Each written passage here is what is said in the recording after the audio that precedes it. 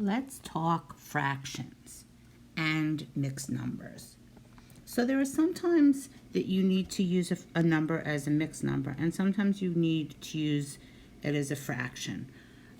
In order to do some operations, in order to do addition and subtraction, you can add and subtract mixed numbers. But when it comes to multiplying and dividing, we need to turn mixed numbers into improper fractions. You can think of the conversion kind of like this. Think about money, okay? So let's say I have 5 quarters in my pocket. I can think about it as 5 quarters, which it is.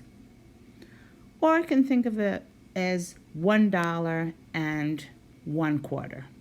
Okay, so $1.01 is a mixed number, 5 quarters is the improper fraction, and sometimes we need one and sometimes we need the other. So we need to know how to turn one into the other and vice versa.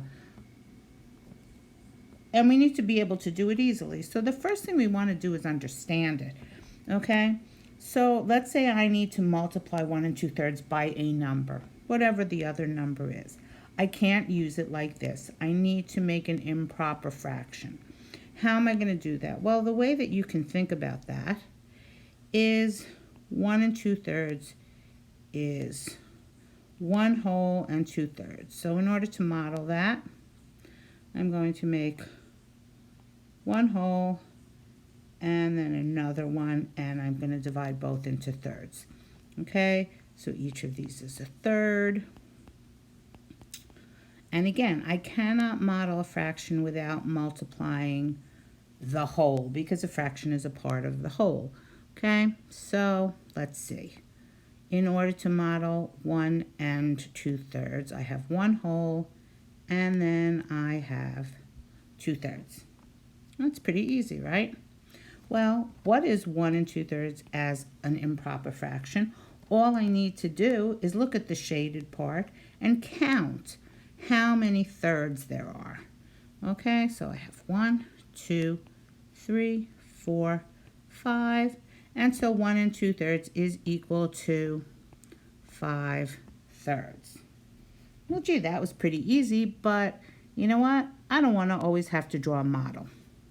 Okay, what is the shortcut for doing this? Well, I'm asking the question, how many 1/3 are in 1 2/3? So I know that my denominator is going to be 3 because the question is how many thirds, right? Okay, in order to figure that out without drawing a model, I'm going to take my whole number. Okay, in this case I only have 1, and that one has 3 thirds. So I'm going to take 1 times the 3 thirds, and then I have to add the other 2. Okay, so the 1 whole is 3 thirds, and that would be 1 times 3, and then plus 2 more. Okay, altogether that is going to give me 5 thirds. All right, now let's take something. Let's look at it without the model, okay? Let's say I have 3 4/5. What is 3 4/5 as a mixed number? Well, my question is, how many 1/5 are in 3 1/5? Well, let's see. There are 3 wholes. Each of them have 5 pieces. So that would be 3 times 5, which is 15, plus another 4. So 3 times 5 is 15, plus 4 is 19, and so there are 19/5 in 3 4/5. And if you want to draw a model, you are welcome to do it. I promise you that it will work out. Now, that's very nice, and so I do whatever I need to do with my improper fraction. I multiply or divide. And then I get a fraction, and let's say the fraction is an improper fraction. Well, let's say, for example, I get 10/4 as the answer to a problem. Well, Once again, I'm going to model it, but we're not always going to use models. So we'll just draw a quick model. And how am I going to model this? Well, I'm going to draw these whole rectangles, and I'm going to divide them into fourths until I get 10 of them, right? So here I have 4 fourths. So I need another 1 whole. And here I have another 4 fourths. So far I have 8. And then I have another 4. But, okay, whereas I'm counting all 4 of these and I'm counting all 4 of these, I already have 8, so I only need 2 more pieces. And that's going to give me, let me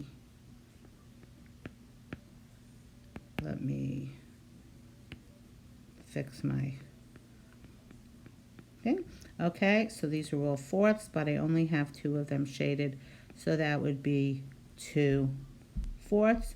Altogether I have 10, and now let's look at the picture as the number of holes, which is 2, right? I have 1, and then I have another 1, and then I have 2 fourths, and so altogether this is equal to 2 and 2 fourths, or 2 1/2, because we're going to simplify it.